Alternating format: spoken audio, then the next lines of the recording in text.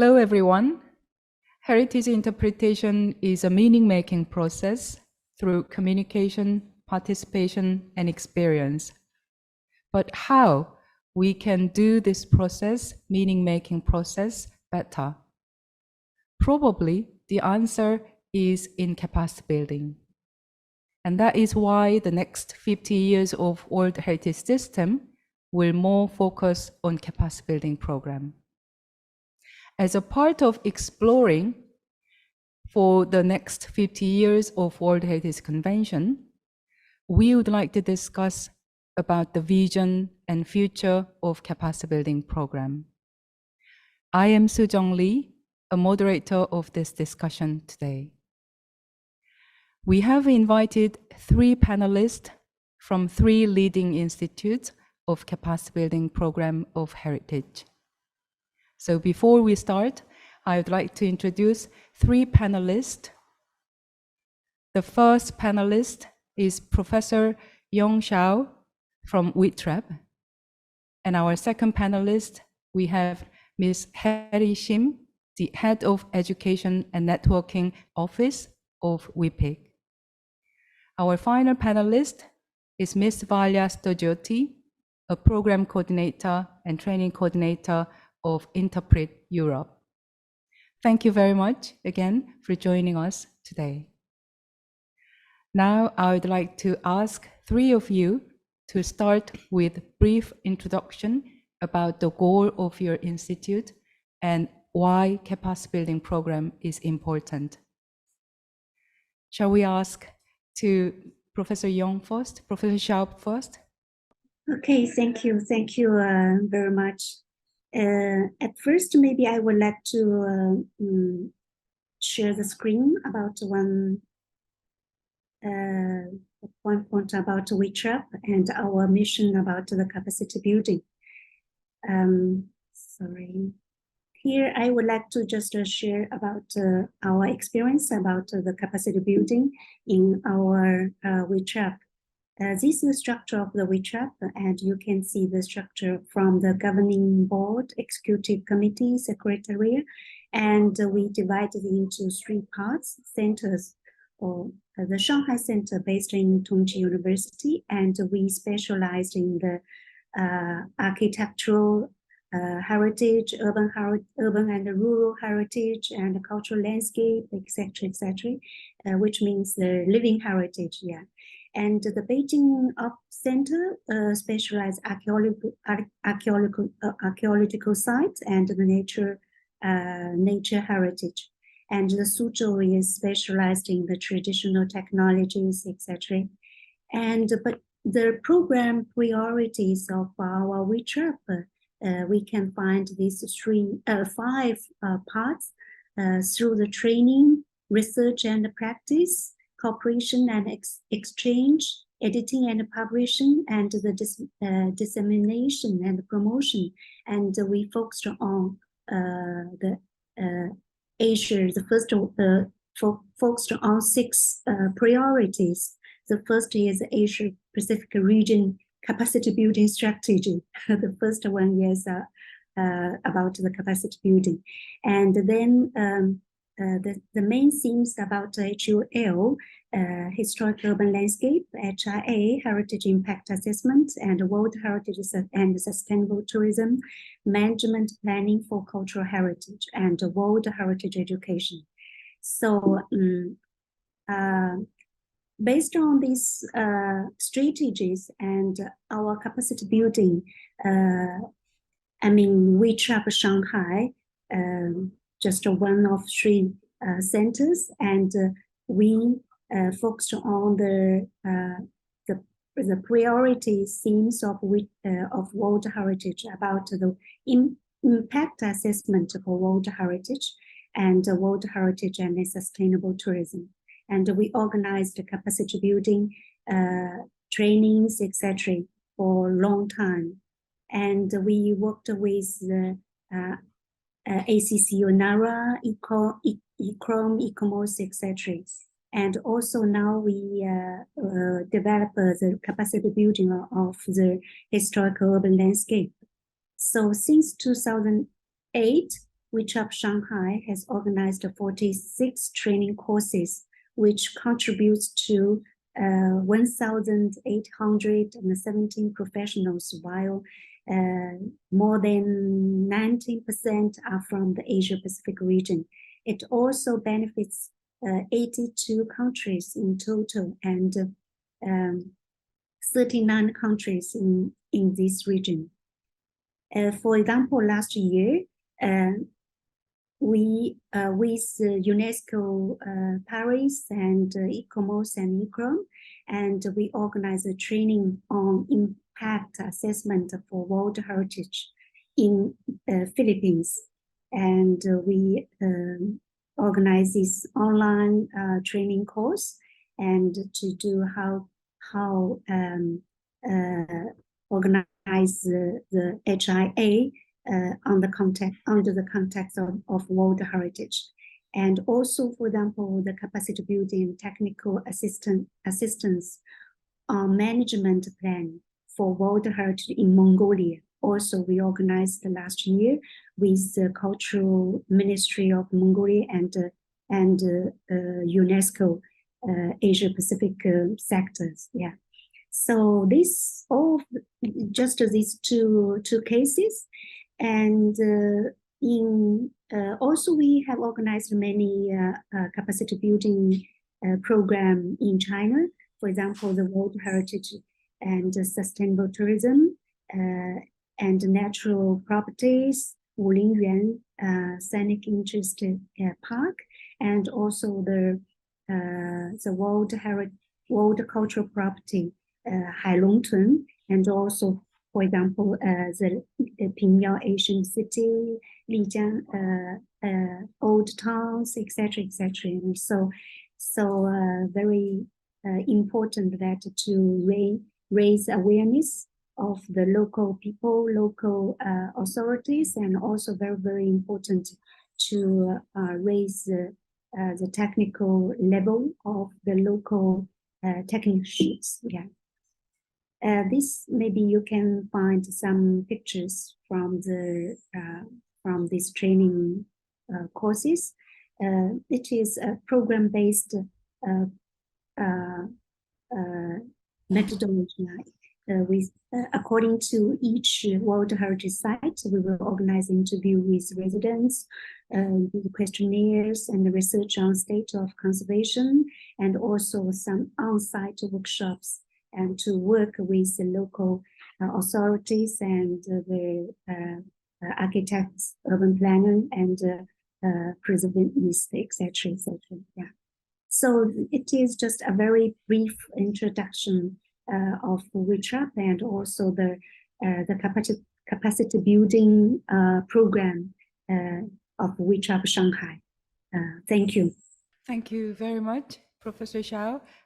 Shall we move on to Ms. Shim, please? Thank you, Dr. Lee, and thank you, Professor Xiao. I think Whipic is one of the closest institute with Whipic, so I think we have a lot of things we can do with. So thank you for your presentation. To answer the goal of our organization, I will start with the overview of Whipic. Okay, so unlike Interpret Europe and Whipic, Whipic has just established, so it's established in 2022, and our objective and functions are to contribute to accelerating sustainable development through the conservation and promotion of World Heritage sites, achieved by 3 specific main goals. So first is conducting research on the principles and guidance of World Heritage interpretation and presentation. Second is developing and implementing capacity building programs in World Heritage interpretation and presentation. And finally, establishing an information system and building technical capacity as a foundation for World Heritage interpretation and presentation. So based on this, we have 3 pillars in Whipic. So first is research. In research division, we have theory and principle study, and also we have policy supporting. And then we have thematic study, including dissonant heritage. And then we have regional research. And then we have education and networking office, which I came from. So mainly the education and networking office's work is capacity building, both international and local. And we have, for the effective capacity building, we have developing a toolkit and materials. And along with capacity building, we think public awareness raising is important. And also through these works, we hope we can establish and widen the networks. And finally, in Whipic, we have information sharing and data management office. So in this office, we have establishing, the important job is establishing information platform. And also we hope to build a library and archivings. And then we have presentation method development research. And finally, media and promotion is one of the important works in this field. And all three divisions are all related and connected.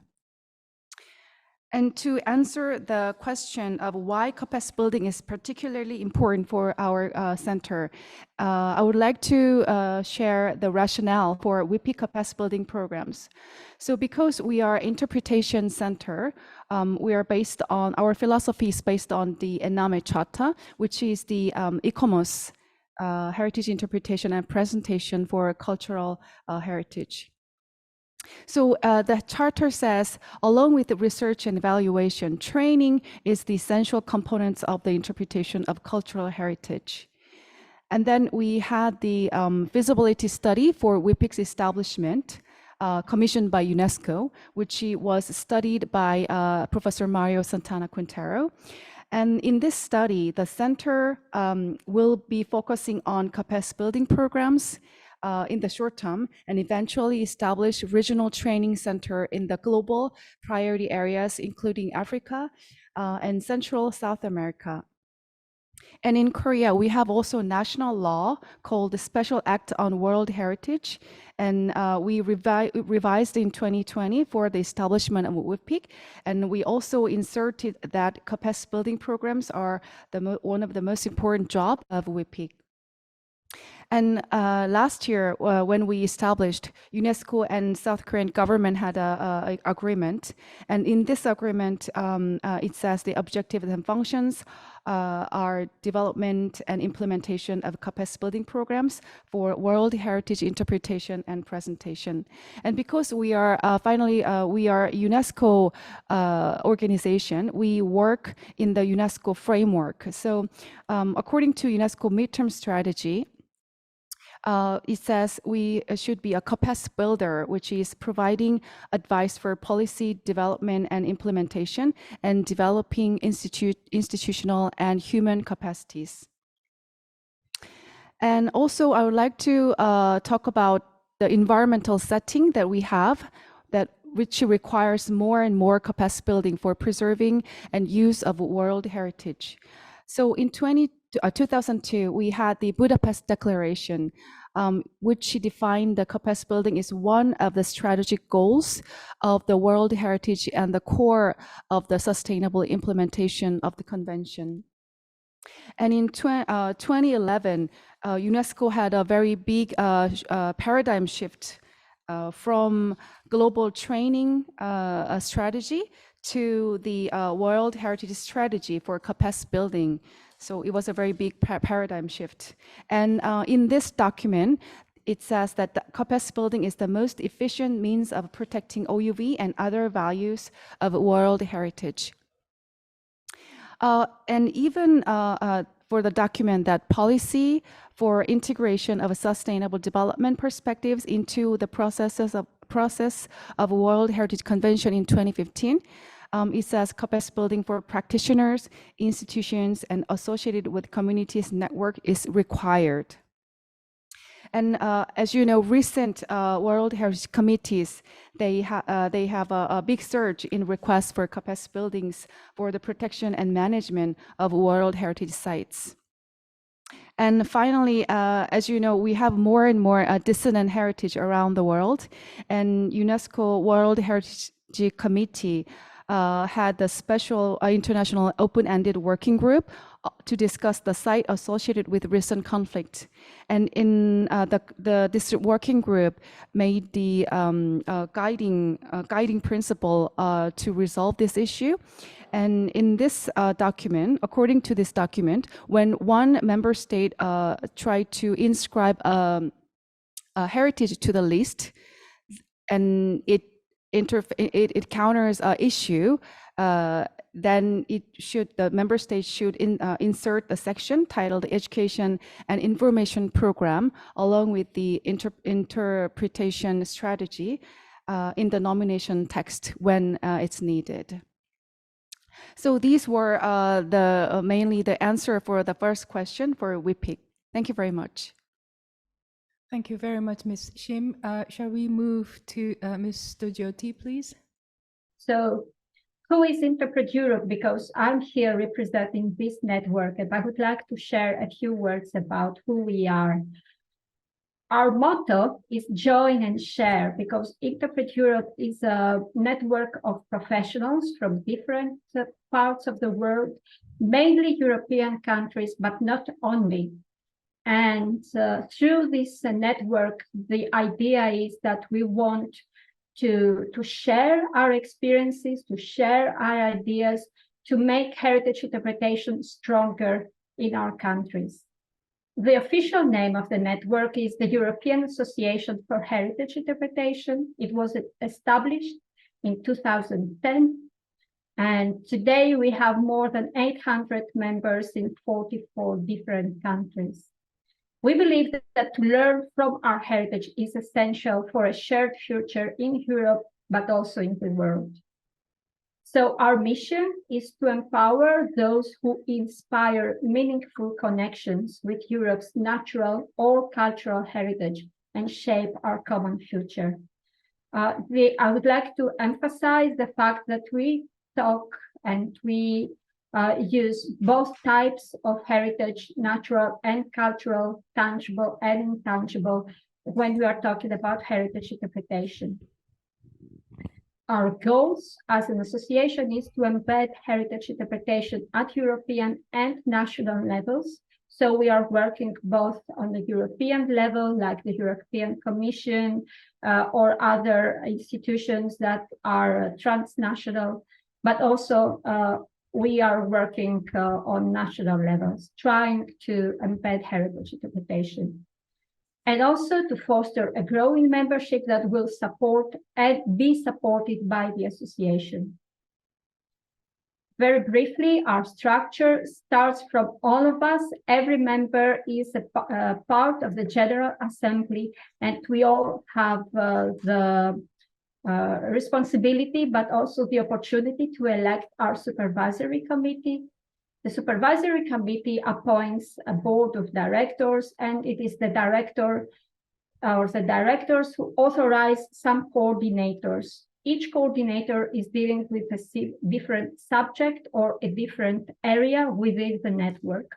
And because one person cannot do everything on their own, each coordinator is also followed by a team of people who support them. So, which are our teams? On this side, you see the managing team. So it is the news, the training, research, and events. Then after that, we have different subjects. So a team that is dealing with cultural heritage or gastronomic or geological, natural, about tourism, about architectural heritage, and also a team for freelancers, because a lot of the professionals in our network are freelancers, interpreters who work as freelancers. And then, because we have many different countries and many members living in these countries, we thought it would be useful if we have different teams in these countries. So these are the teams we have today in Albania, Belgium, Bosnia and Herzegovina, Croatia, Czech Republic, Hungary, Italy, Kosovo, Montenegro, North Macedonia, Norway, Poland, Slovenia, Romania, and Ukraine. What do? We communicate as much as possible. We have our newsletter, we have webinars, we have our website, social media. We do a lot of training, but I'm going to explain more about the training in afterwards. We do research. For example, this was a research made by some of our members about the trends that we see around us and how these trends in economy or in nature or in the law influence or could influence heritage interpretation. We participate in many different projects throughout Europe with different partners. We try to organize events like an annual conference or meetings of our members, regional or international. We advocate for heritage interpretation on European level, but also on national level, as I said before. And finally, we aim for excellence, and we are very proud that in 2017, we won the Altero Spinelli Prize from the European Commission for a work that we have produced. A lot of our members collaborated to prepare this paper named Engaged Citizens with Europe's Cultural Heritage, and it was a reason behind the recognition we achieved from the European Commission. So a map, just to give you an idea where we are in Europe, and also the right column, you can see the many different countries from all over the world. You can see we have members in Indonesia, in Israel, Kazakhstan, just to mention a few on the east, but also South Africa or Argentina, Brazil, Canada, etc. Finally, we have this website where people can see the material we are producing, which are free to use, not just to our members, but also to everyone who is interested in heritage interpretation. And of course, through the network, we have this communication. We see this as a communication channel between people, professionals of heritage interpretation and our network. Thank you. Thank you very much, three of you, and thank you very much for the brief introductions of the goal of your institute and the mission of your institute as well. Now I'd like to move to focus more about the future of the capacity building program. So I'd like to ask you to share your current and the future capacity building programs and how those programs can contribute to the next 50 years of World Heritage Conventions. Professor Xiao, please. Thank you very much.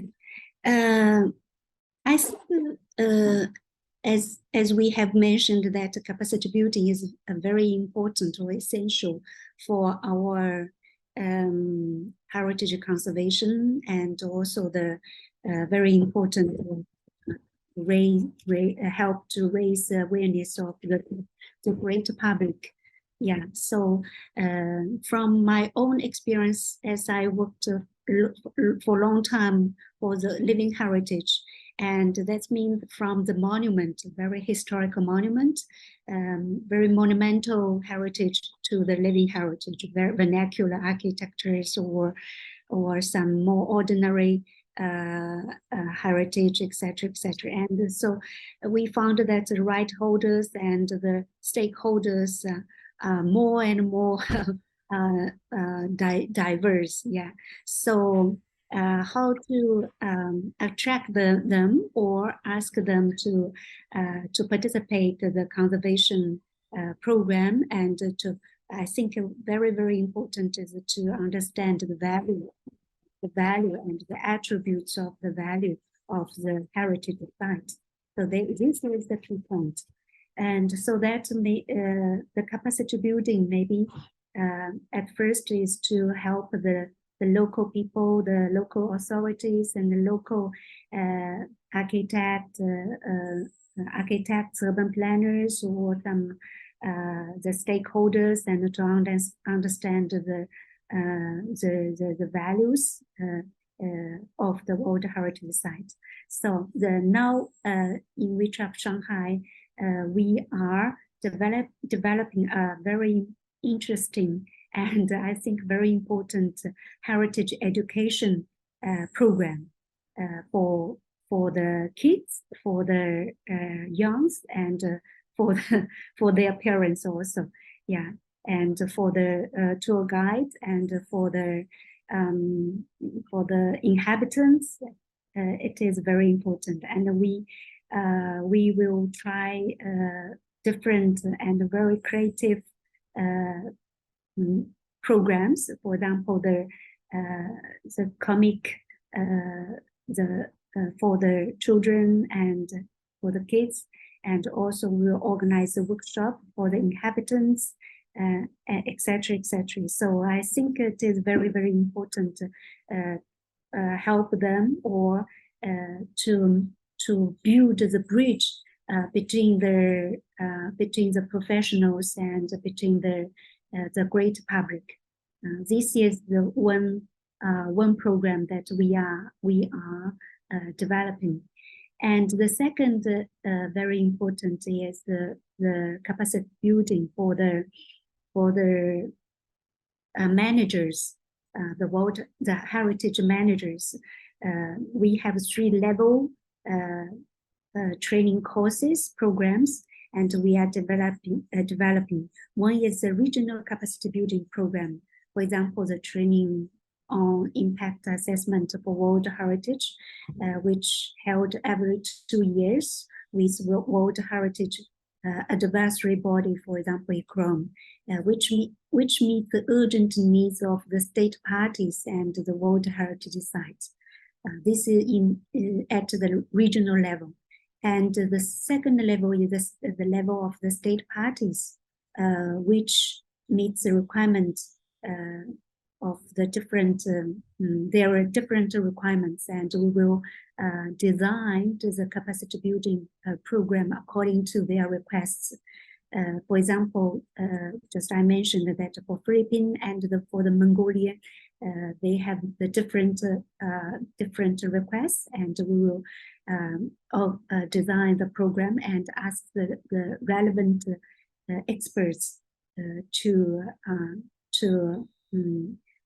make this kind of program.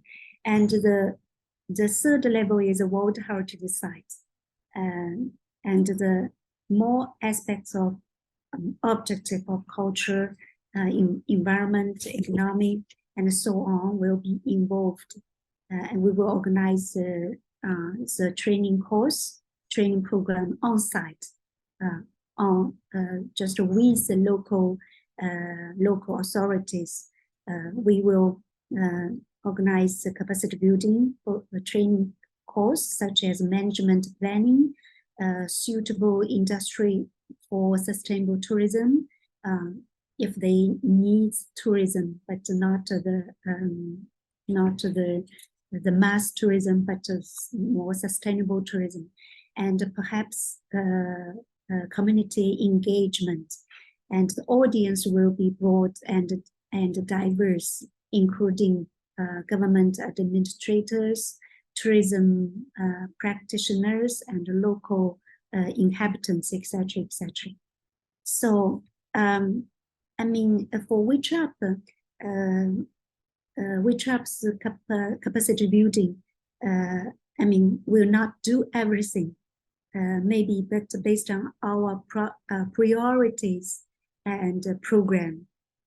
For example, the 6 program priorities: the historical urban landscape, the heritage impact assessment, and the World Heritage and sustainable tourism management planning for cultural heritage, and the World Heritage education. So we will design the different capacity building program for according to the different requests and the different conditions. Yeah. So this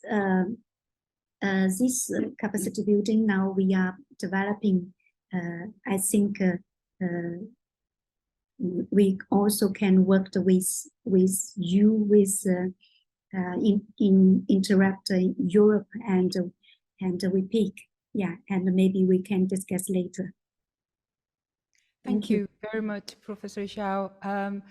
Shall we ask to Ms. Shim about the second topics, please?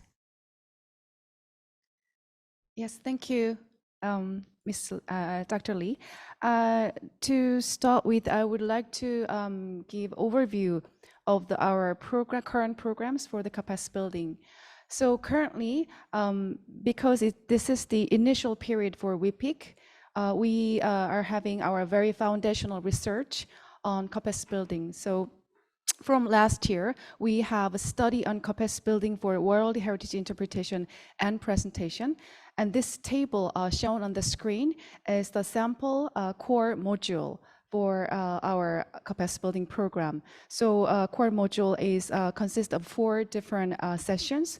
One is World Heritage and Sustainable Development. Second session is Heritage Values and Attributes. Third is Interpretation Theories and Principles. And fourth is Interpretation in Practice. So currently, we are using this module to our pilot programs and other projects. And this is our main capacity building programs. Currently, we have 2 projects. One is international. So we are having our World Heritage Interpretation and Presentation capacity building program for heritage managers in Africa, which we are doing with African World Heritage Fund.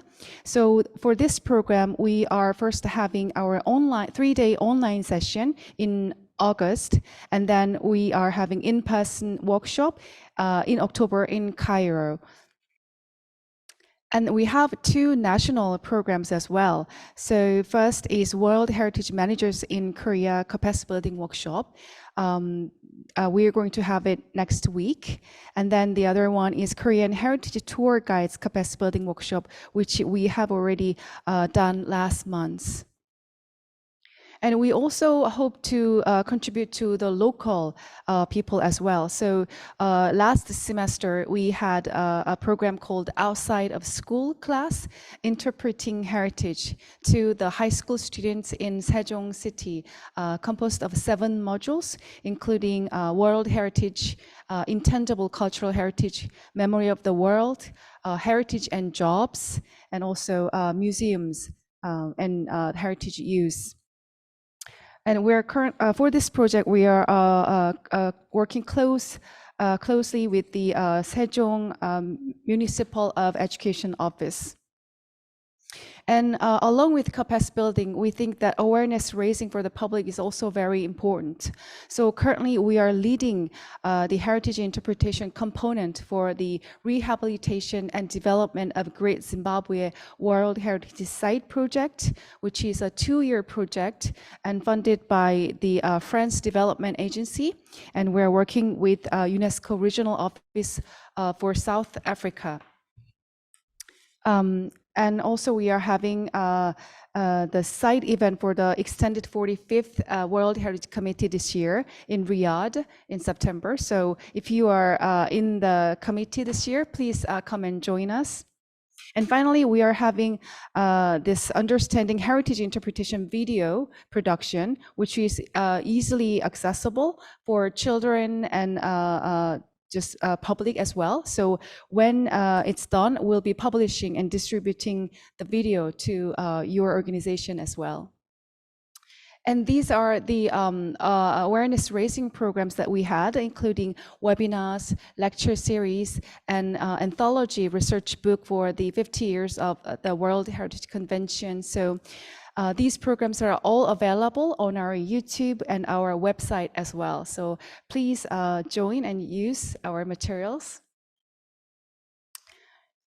So to talk about our vision for the capacity building, it's strengthening heritage interpretation to resolve relevant issues, responding to emerging priorities of the World Heritage Sites. And also we want to contribute to sustainable development goals in the expansion of the concept of World Heritage. And for the awareness raising, we want to widen the audience and stakeholders participating into the heritage management process.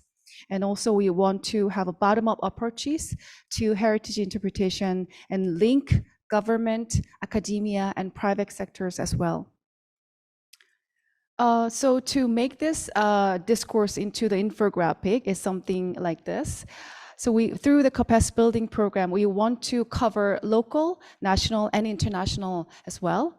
And through the awareness raising, we want to work closely with the professionals, but also we want to affect the public as well. So to answer the question, how will the Whipic contribute to the next 50 years for the future of World Heritage Convention, World Heritage? I think we would like to define what would be the new agenda, new demand for the next 50 years. And these are the, I think, main issues for the future. So one is still the credibility of the list. And the second is the sustainability, the balance between preservation and the development. And third is a deeper community engagement. So through our programs, we hope to contribute to the future through these specific goals. So first is to strengthen credibility of World Heritage Sites. And we, along with the WITRAP, we also want to have HIA capacity building programs to contribute to the sustainable development and preservation. And we also want to have involve the communities and other stakeholders in the World Heritage management processes. And through our programs, we hope to have better awareness of the World Heritage Convention in the general population as well. So yes, these were the answer for the second question. Thank you. Thank you very much, Ms. Shim, about the Whipic visions and futures of the capacity building programs. Shall we go to the Interpret Europe? So we would like to invite Ms. Stagiodi to talk about the third question, to the second question, please. Yes, now I have permission to do so. I'd like to start explaining what our training program is. It has been established in 2015, and the idea behind the program and the philosophy of our capacity building has to do with our view on heritage interpretation, which I will try to very briefly describe here. So our theory on heritage interpretation in Interpret Europe is based on what we call the interpretive triangle. On the top of the triangle, you can see the heritage, a symbol of cultural and natural heritage. On the right side are the people, the participants, and these could be visitors, but they also probably are the local community as well, because we see them as participants and as equal participants as tourists. And on the other side are the interpreters. So how can we help people to connect to their heritage? We believe that the whole triangle has to do with interaction between the phenomena, between heritage and the participants, interaction between the interpreter and the participants. So it is what happens in the middle when we use the interpretive theme, when we help people find what heritage means to them. We also have these 4 qualities, or 4 ACEs, as we call them. The first one is that we offer, through heritage interpretation, we offer paths to deeper meaning. So it is not just about the facts, it's not just about dates or data, but it has to do with meaning of the heritage that we invite people to discover. So it's not the interpreter who reveals the meaning of the heritage, but the participants themselves who discovered what heritage means to them. Another ACE, another quality, is that through heritage interpretation, we turn phenomena into experience. Even in Tilden's definition of heritage interpretation, he talks about first-hand experience, and we also believe that this is very, very important. We provoke resonance and participation. Participation you see here as bold and blue letters, because we believe that visitors of a site should be participants and not mere listeners. They are not the audience, but they are part of the game, of the interaction that happens in the site. And finally, we do all that because we want to foster stewardship for all heritage. Again, I would like to emphasize the word all heritage, which means that we believe that heritage interpretation is not just about revealing or promoting the importance of one site, but rather to use the site, to use the phenomena so that people can relate to that and also understand the common features that all heritage sites have around the world. So a more symbolic way of describing the interpretive triangle is this one, where phenomena take the view of experience, people become participation, and interpreters are the triggers of stewardship. And in the middle is the word meaning, which we feel is the most important. I mentioned before the activities Interpret Europe does, but one of our most important activities these last 8 years has been training.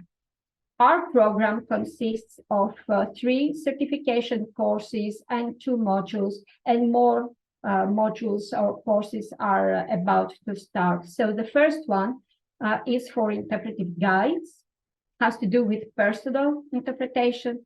The second one explains how to prepare interpretive texts. So it is for writers of panels, brochures, audio guides, etc., any interpretive text. Interpretive planning course. So for this course, we see a site as a whole, and we consider how to prepare interpretive plans with the local engagement variable also in it. I mentioned before we have some modules. So modules are shorter training events. This one is for interpretive hosts, and we have another one for live interpreters. Live interpretation, it is the costumed interpretation. This is the term that we use in Europe.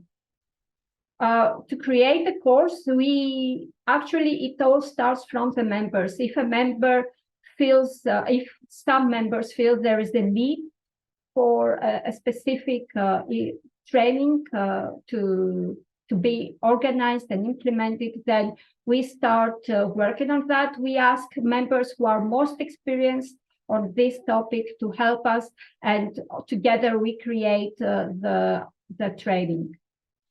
But everything is also based to our trainers. We have many trainers in different countries, and they run the courses in their native languages. So in numbers, we have, during these 8 years, we have had 38 trainers, and at the moment we have 26 of them with an active license to act as IE trainers. They come from different countries. In 2022, this is just an indication, we had 31 courses in 13 different countries. And so far this year, we have had 29 courses in 11 countries. So you see that there is an average of 30 to 40 courses going on each year. There was a drop with the COVID years, but now we are going back to the numbers we used to have. And each course has an average number of participants of around 10. Just an image to show you, our courses take place mostly outside, on site. They use experiential learning. We ask people to actively engage themselves to go out of their comfort zone and to test their interpretive skills. The qualities we are aiming for is to put things in a wider context, to follow the cooperative approach. So participants of courses work sometimes individually, but most of the times they work in groups. To offer some challenges, to be inspiring, well prepared. This is, you know how important this is. To offer variety, remain fresh and relevant, so all the courses are regularly updated, their content. To open up professional opportunities, because our courses are open to our members, and as I explained, Interpret Europe members are professionals. So these courses are meant to help them build their competencies, their skills, so that they have more professional opportunities. And finally, for the certification events, to have transparent and clear certification requirements. We ask the course participants to learn how to evaluate existing interpretive services, how to develop meaningful and site-specific interpretive walks or plans or texts, to build sustainability and global concerns into their interpretive activities, and help people connect to their sites. Some quotes that came back from the course participants. Some people said that they can now improve their interpretive services based on quality criteria that they learned during the course. They find it easier to inspire a sense of stewardship for the site. They can help participants become more mindful towards heritage and society, and that they now feel as active links of a bigger whole, which is also very important. For us, this is the most important thing that Interpret Europe offers, the feeling that you are part of an international community of interpreters. I mentioned before the live interpretation. This is just an image to see one of the training events that took place in Croatia 4 years ago. Our vision for the future, I feel it has already started a few years ago, together with UNESCO's Venice office, which is the regional bureau for science and culture in Europe. We organized two what we called World Heritage intercourses. These were for people who work at World Heritage sites, and they were based on our interpretive planning course. So people from different countries came, and within 1 week, we explored how to make interpretive plans together with the local community, thinking about sustainability issues, thinking about human values. And this is not over yet. We have some of the participants of these courses now preparing full interpretive plans for their sites, and we hope to disseminate these ideas and this practice to World Heritage sites from all over the world. What is the vision for the next 50 years? Although 50 years is a long time ahead, we feel that in World Heritage sites, World Heritage sites could become places where people come and get inspired and get ideas on how to create a common future. So it could be a place for conversation, for discussion. It could be a place where each one of us thinks about themselves as citizens. We think about themselves as stewards of our heritage, and we find ways to co-create a future. So for us, through this training program, we would like to make interpretations that help people become mindful towards heritage and mindful toward heritage from other cultures as well. And we would like to help interpreters support those people to discover the meaning that heritage has for themselves. Thank you. Thank you very much, Mr. Jyoti. Thank you very much, all of you, to explore the second topics. Our final topic is about the collaboration between the related institutes. So would you tell us about how we can build up the cooperation to meet the goal of World Heritage Convention through capacity building? Shall we ask first to Professor Xiao, please? Okay, thank you, Dr. Ri.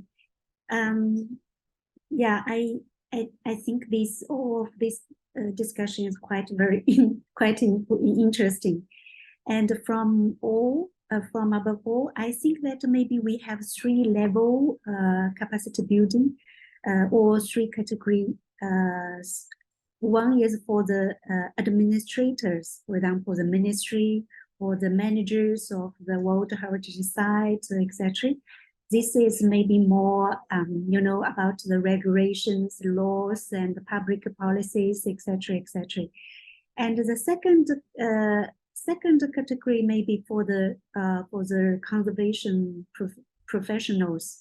For example, the architects, the historian, the urban planners, or there's some kind of who will make the management plan, or very technical issues, etc.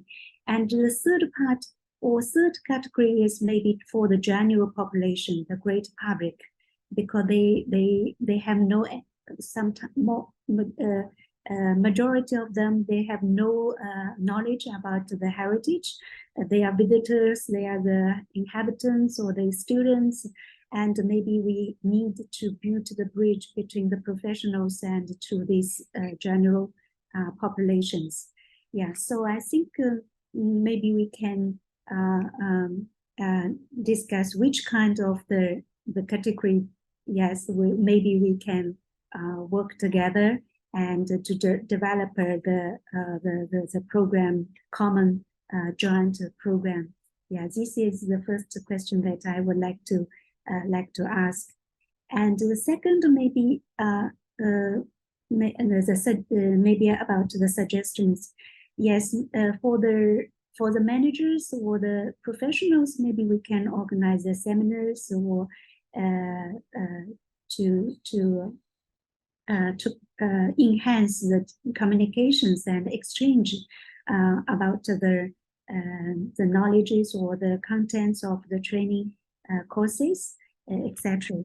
Yeah, but for the general populations, maybe we can. This is just one suggestion from my mind. Yes, maybe we can establish a pilot project or pilot program. So our three institutes, maybe we can maybe give one site, one heritage site. For example, China, maybe I think Pingyang Asian City, or maybe Korea, maybe you have another site, or in Europe, maybe we can compare the different principles, methodologies, etc., and to better understand the experience from each part. Yeah, and then we can also work together for improve the existing capacity building program, and maybe also realized little by little on site.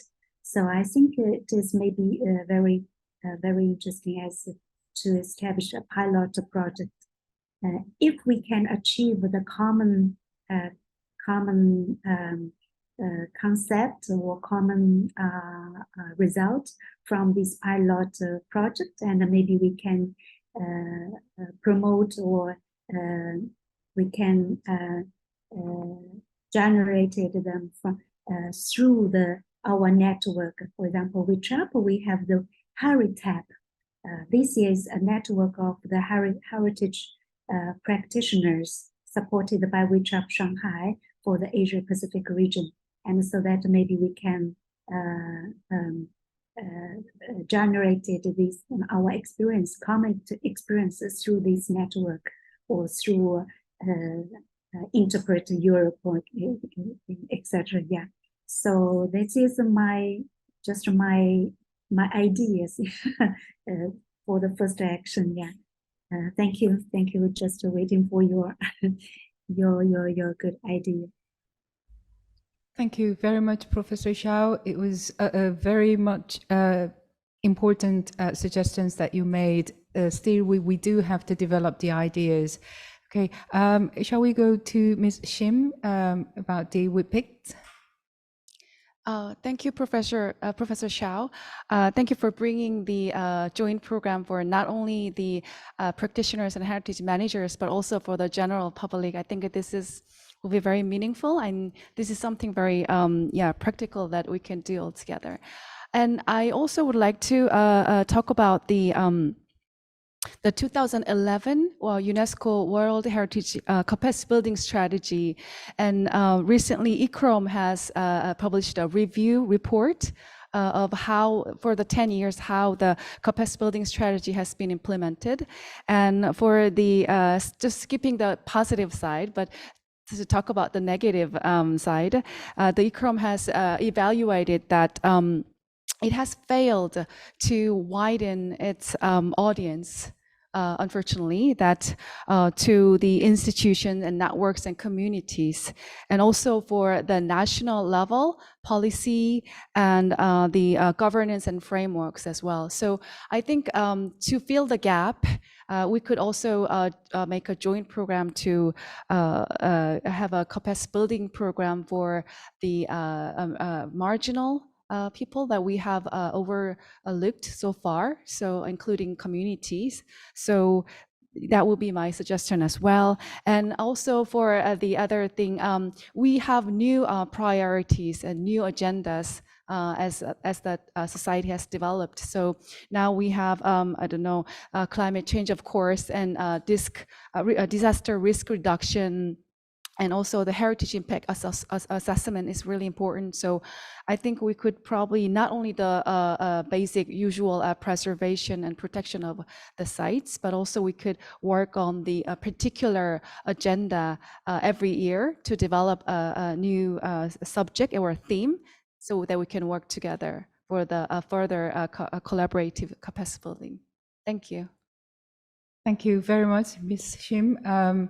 Shall we move to Interpret Europe, please, Mrs. Stojoti? Yes, thank you. I liked a lot the idea that Professor Xiao shared about categorizing, let's say, the audience or the participants of our capacity building effort. I agree, talking about Europe, okay, which are more familiar with, I agree that a lot of times people on higher positions have no idea what heritage interpretation is. And and I often felt I need to use specific examples to help them understand that heritage interpretation, it's not just the presentation of a heritage site, but something that goes beyond that level. So I agree that this would be a different sort of public to approach. Very interesting. I'm not so sure how similar are this group in my part of the world with your part. I suspect there are many similarities that we could learn from each other. And also I liked the idea about the local community. In our training program, locals are seen more as co-creators of heritage interpretation. We like to see them like that because maybe sometimes they lack understanding about the scientific importance of a heritage site. But if you live nearby I don't know, some important World Heritage Site, this is part of your life as well. And you know stories about the site that perhaps the scientists don't know. And we very much like to invite these stories inside our heritage interpretation and listen to the values that this site might have for these people.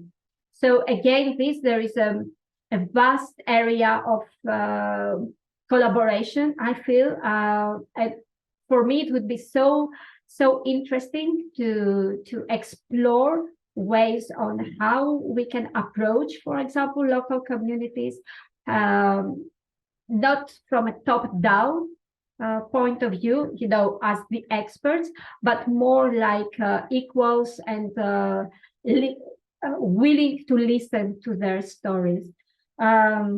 Also, I liked very much what you said about sharing and somehow learn from each other. I think this would be the strength of a possible collaboration. I like the idea of having different topics, let's say, like climate change, etc., etc. It's here. To be honest, I'm not so sure 12 months is enough to explore such big topics and how to deal with them through heritage interpretation. But yes, I feel they are very important. Sustainability, climate crisis, active citizenship, promotion of human values, all these are really on our agenda as well. And we would love to collaborate on how to deal with these through heritage interpretation. Practically speaking, because you come from close, you are neighboring in the same neighborhood and we are further away. Practically speaking, I think it would be very valuable if we could have some of our trainers, if possible, come to your countries to exchange ideas and maybe to show you what we are doing, and then you show us some of the programs that you are involved in. Or if this is not possible, because it is a long journey, maybe we could do this on some online way. I think it needs further exploration. I'm not sure we can come up with very specific proposals right now. But yes, I also believe that it is worth exploring, a road worth exploring. Thank you very much, Ms. Jyoti, and thank you very much, Professor Xiao and Ms. Shim. We understand heritage as a cultural process now, from the heritage professionals into all different types of communities and individuals are in this process and will be in this process. I think Whipic will continue to discuss and work together with WITREP and Interpret Europe to set out the way how all of us can be participating in this process. Thank you very much for joining our 2023 Roundtable Dialogue, to all three panelists and all the audiences. Thank you so much. Thank you so much for inviting us. Thank you for the sharing. It's very interesting, inspiring.